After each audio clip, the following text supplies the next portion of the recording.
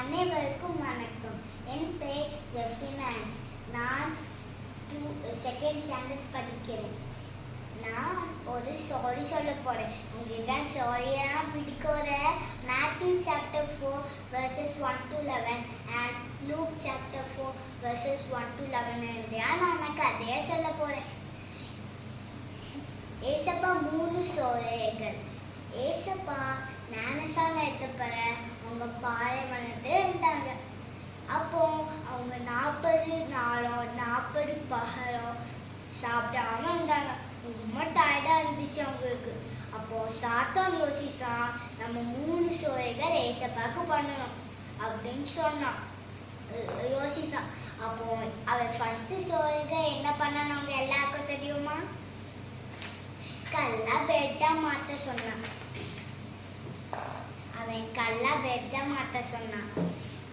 அப்பா அடுத்தது செகண்ட் என்ன ஏசப்பா சொன்னாங்க, நம்ம உணவால மட்டும் வாழ முடியாது, கடவுளை வார்த்தையா மட்டும்லாம் வாழ முடியும் அப்படின்னு ஏசப்பா சொன்னாங்க. அது சாத்தான் போயிட்டான், இது முடியாதுன்னு சொல்லி. அது ரெண்டாவது என்ன பண்ணான்னு அவங்க எல்லாருக்கும் தெரியுமா? அவன் பெரிய சர்ச்சை மேல கூட்டிட்டு போயிட்டான். அப்போ அவன் சொன்னான், நீங்க இருந்து குதிச்சிரா, ஏஞ்சல்ஸ் அவனை காப்பாத்துறாங்கன்னு பார்ப்போம் அப்படின்னு சொன்னான். அப்போ ஏசப்பா சொன்னாங்க, நம்ம கடவுளை சோதிக்கவே கூடாது அப்படின்னு சொன்னாங்க.